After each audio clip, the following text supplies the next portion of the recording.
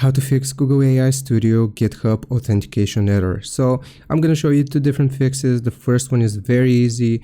If you're getting this error, all you need to do is to click on the three dots of your browser and open up an incognito window.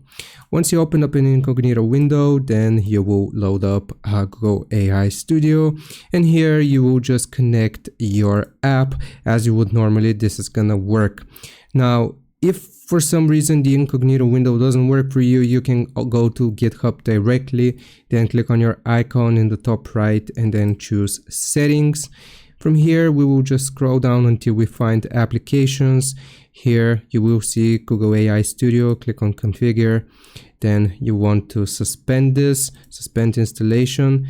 And once you have done this, you want to uninstall it as well. So Google AI Studio, we will uninstall it.